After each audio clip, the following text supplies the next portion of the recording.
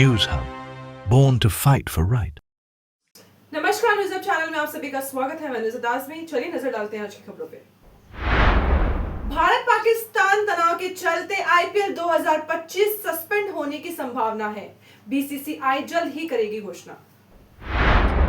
भारत और पाकिस्तान के बीच बढ़ते हुए बॉर्डर तनाव के चलते आईपीएल 2025 को सस्पेंड किया जा सकता है। सोर्सेस के मुताबिक बीसीसीआई ने सरकार से सलाह मशवरा किया है और तय किया गया है कि प्लेयर्स की सुरक्षा पे कोई कॉम्प्रोमाइज नहीं होगा।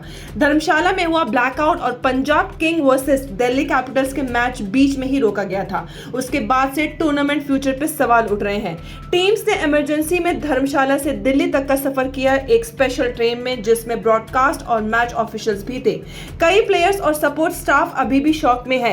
ओवरसीज प्लेयर्स और उनके परिवार भी परेशान हैं। इस वजह से कुछ फ्रेंचाइजीज चार्टर्ड फ्लाइट्स अरेंज कर रहे हैं ताकि प्लेयर्स सेफली अपने घर लौट सकें।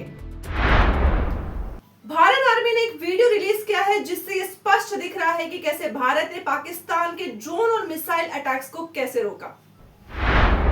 इंडियन आर्मी ने वीडियो रिलीज करते हुए कहा कि उन्होंने पाकिस्तान के ड्रोन और मिसाइल अटैक्स को सक्सेसफुली रोक दिया। 8 से 9 मई की रात को पाकिस्तान ने जम्मू, पठानकोट और उधमपुर के मिलिट्री एरियाज पर मल्टीपल ड्रोन और मिसाइल अटैक्स किए। आर्मी ने कहा कि सारी ड्रोन्स को इंटरसेप्ट कर दिया गया और पाकिस्तान ने CFVs का जवाब दिया गया। एयर डिफेंस सिस्टम जैसे S-400 बारक 8 और आकाश को डिप्लॉय किया गया था, जो काफी इफेक्टिव साबित हुआ। इंडियन आर्मी ने अपने काउंटर ड्रोन ऑपरेशन की वीडियो भी सोशल मीडिया पर शेयर की। पाकिस्तान युद्ध का खर्चा उठाने के लिए IMF से मांग रहा है पैसे, जिसके बाद भारत ने किया है जोरदार विरोध।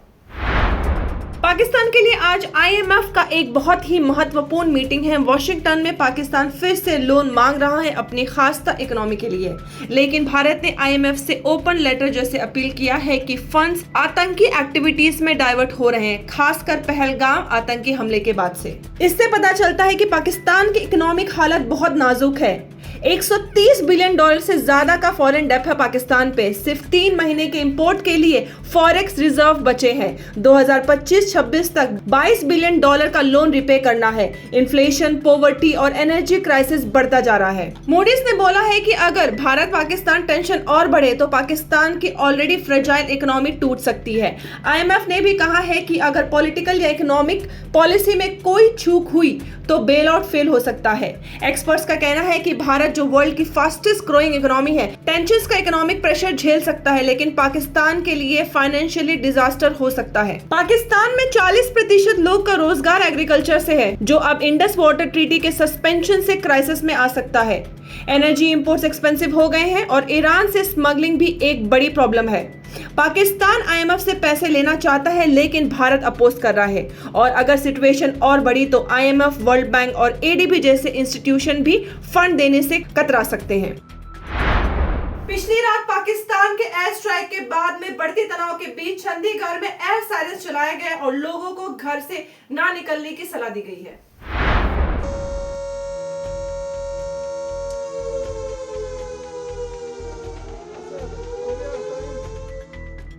आज चंडीगढ़ में एडमिनिस्ट्रेशन ने एयर रेड सायरन चलाए और रेसिडेंट्स को घर के अंदर रहने की एडवाइस दी गई है। भारत और पाकिस्तान के बीच बढ़ती टेंशन्स के दौरान चंडीगढ़ की एयरफोर्स स्टेशंस ने एरियल अटैक का वार्निंग दिया है और ड्रोन अटैक के खतरे से अलर्ट किया है। बालकनी या खुले एरिया से दूर रहने की सलाह दी गई है। ये सिचुएशन तब हुई है जब भारत ने ऑपरेशन सिंदूर के तहत पाकिस्तान के आतंकी कैंप्स को टारगेट किया और पाकिस्तान ने जवाब में ड्रोन और मिसाइल अटैक किए थे। पाकिस्तान के सुप्रीम कोर्ट ने army chief general Asim Munir को दिया है बड़ा पावर। अब पाकिस्तान के सिविलियंस को मिलिट्री कोर्ट्स में होगा ट्रायल।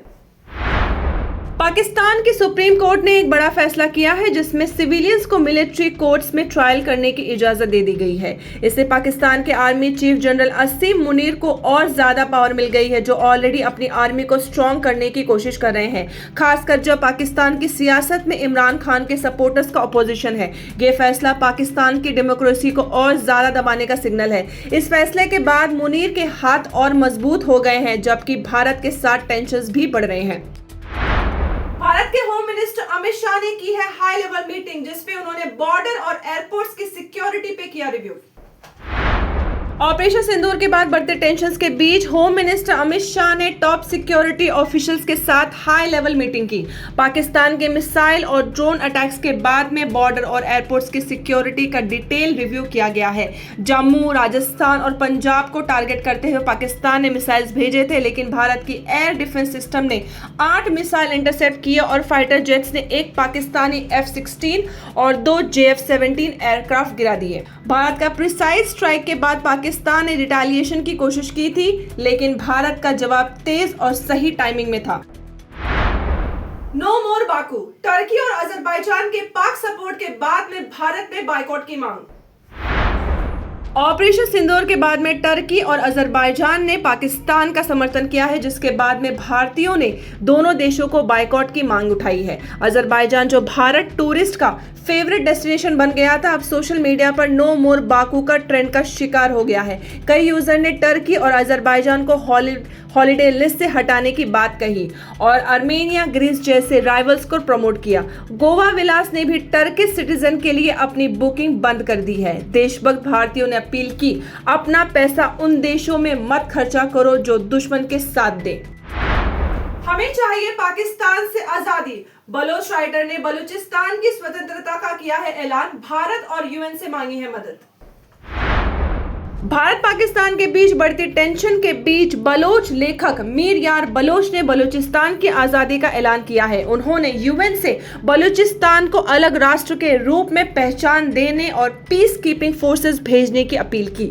बलोच ने भारत से दिल्ली में बलोच एम्बेसी की इजाजत भी मांगी है। मीर यार ने कहा कि बलोच फाइटर्स ने देरा बुक्ती के गैस फील्ड्स पर हमला किया है और पाकिस्तान की सेना से बलूचिस्तान छोड़ने को कहा।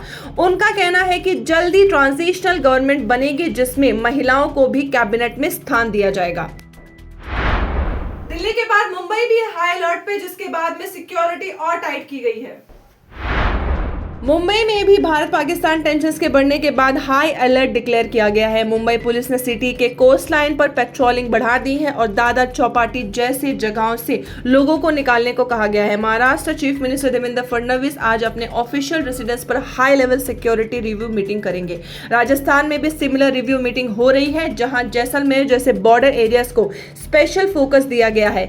इस वीक पाकिस्तान के 50 से ज्यादा ड्रोन्स को इंडियन आर्मी ने न्यूट्रलाइज किया है। मल्टीपल एरियाज में ब्लैकआउट्स भी इंपोज किए गए हैं।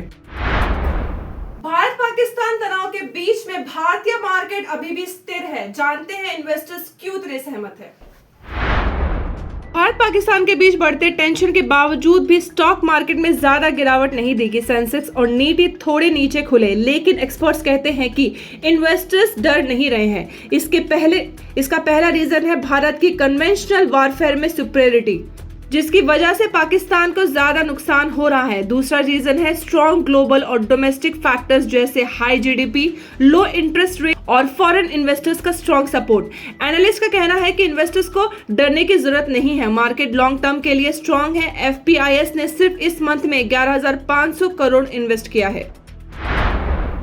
न्यूज़ अब चैनल में आज के लिए बस इतना ही। फिर मिलेंगे नए समाचार के साथ। मैं नुसरत आजमी। लाइक करें, शेयर करें, सब्सक्राइब करें और अपनी राय कमेंट सेक्शन में देना ना भूलें। धन्यवाद। News Hub, born to fight for right.